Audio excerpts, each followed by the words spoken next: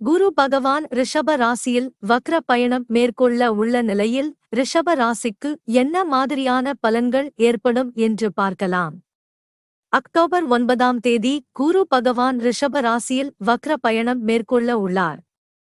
கிட்டத்தட்ட 4 மாதங்கள், அதாவது பிப்ரவரி மாதம் 4ஆம் தேதி வரை இந்த பயணம் நீடிக்கும்.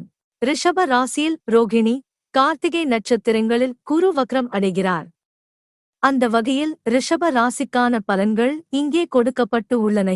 நற்பலன்கள்: உறவுகள் மேம்படும். இந்த காலத்தில் உங்கள் உறவுகள் மேம்படும். அன்புக்குரியவர்களுடன் ஆழமான இணக்கமான உறவு உண்டாக்கும். வேலையில் எதிர்பாராத பாராட்டு அல்லது அங்கீகாரம் கிடைக்கும். புதிய தொழில் வாய்ப்புகள் மற்றும் தொழில் வளர்ச்சிக்கு வழிவகுக்கும். ஆரோக்கிய மேம்பாடு: சிறந்த மன மற்றும் உடல் ஆரோக்கியம் ஏற்படும். ஆரோக்கிய ரீதியாக உங்கள் ஒட்டுமொத்த நல்வாழ்வை அதிகரிக்கும்.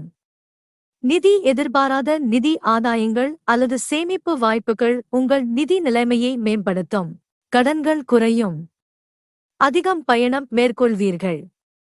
பயணத்திற்கான வாய்ப்புகள் அதிகரிக்கும். வெளிநாடு செல்வீர்கள். தனிப்பட்ட வளர்ச்சி உங்கள் வாழ்வில் இருக்கும்.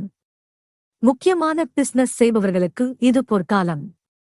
புதிய திறன்களை கற்றுக்கொள்வது நல்லது.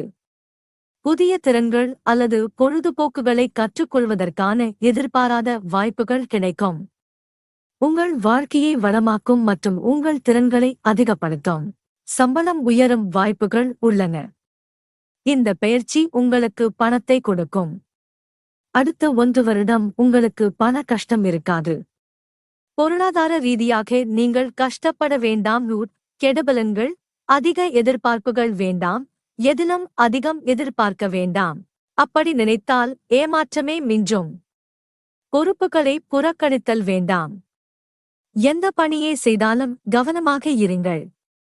ஏமாற்றம்: எதிர்பார்க்கப்படும் சில விஷயங்களில் ஏமாற்றம் ஏற்படலாம். கணவன் மனைவி இடையே பிரச்சனை வரலாம். கவனச்சிதறல் ஏற்படும். கவனமாக வாகனம் ஓட்டுங்கள்.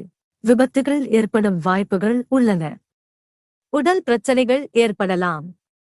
அப்பாவுடன் குடும்ப உறவில் சிக்கல் ஏற்படலாம். அண்ணன் தம்பி உறவில் சிக்கல் ஏற்படலாம். அதனால் கவனமாக யோசித்து பேசுங்கள். உங்கள் உடல் ஆரோக்கியம் கெடும். வாயை கொடுத்து மாட்ட வேண்டாம். சண்டைக்கு செல்ல வேண்டாம். யார் மனதையும் புண்படுத்த வேண்டாம். யோசித்து முடிவு எடுங்கள். முழுக்க கெட்ட விஷயங்கள் மட்டும் நடக்கும் என்று நினைக்க வேண்டாம். ஆரோக்கியத்திலும் குடும்பத்திலும் சிரமங்களை ஏற்படுத்தினாலும் தலைக்கு வந்தது எல்லாம் தலை பாகையோடு சென்றுவிடும். இது வேலை ரீதியாக நீங்கள் சிம்மாசனத்தில் அமரும் காலம். உங்களுக்கு பல புதிய வேலை வாய்ப்புகள் கிடைக்கும். பரிகாரம்: உங்கள் குலதெய்வம் கோவிலுக்கு கறிவிருந்து வைக்கவும்.